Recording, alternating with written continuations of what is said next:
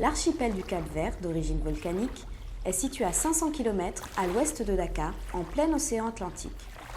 Les Portugais se sont installés dans l'île de Santiago en 1462 et ont fondé la ville de Ribeira Grande, actuellement Cidade Velha, le premier comptoir européen permanent sous les tropiques.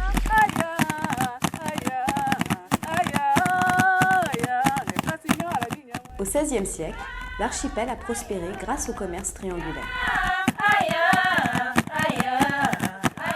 Les pirates ont occasionnellement attaqué les comptoirs portugais. En 1585, Sir Francis Drake s'empare de la ville.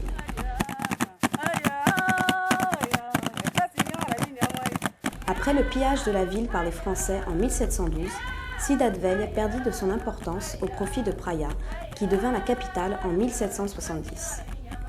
Depuis la fin du XVIIIe siècle, l'archipel a subi de nombreuses sécheresses et famines, et avec le déclin du commerce des esclaves, l'économie se fragilise.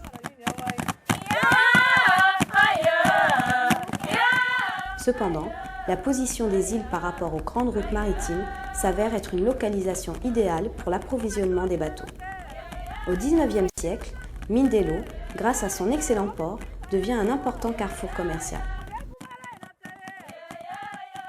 En 1956, Amílcar Cabral et Rafael Barbosa organisent clandestinement le Parti autonome pour l'indépendance de la Guinée-Bissau et du Cap-Vert, PAIGC. Ce parti, qui demande l'amélioration des conditions économiques, sociales et politiques au Cap-Vert et en Guinée-Bissau, forme les bases du mouvement pour l'indépendance des deux nations.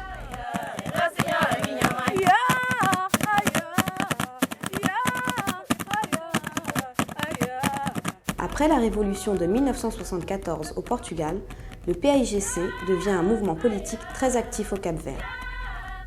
En décembre 1974, le PAIGC et le Portugal signent un accord prévoyant un gouvernement mixte composé de Portugais et de Cap-Verdiens. Le 30 juin 1975, les Cap-Verdiens élisent une Assemblée nationale qui a reçu l'indépendance du Portugal le 5 juillet 1975.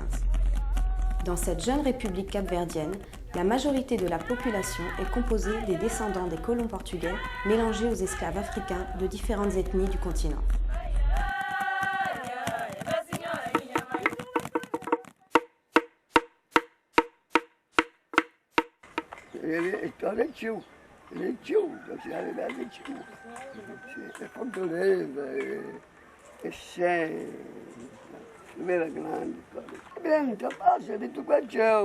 Mangiacio, laranja, contilari, cana, sucre, contilari.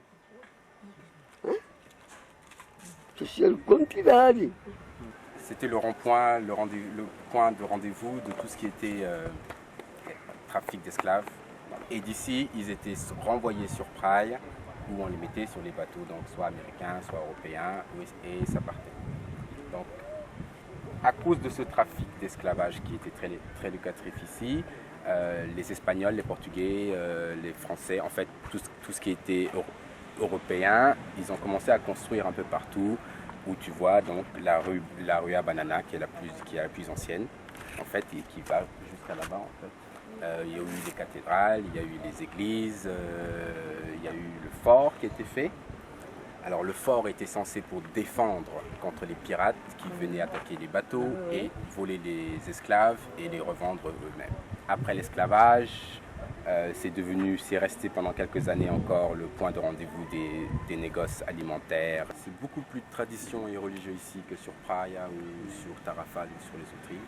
Et puis maintenant, Cidade Velha est la ville la plus antique, donc c'est passé à un patrimoine national. C'est en instance de passer patrimoine mondial.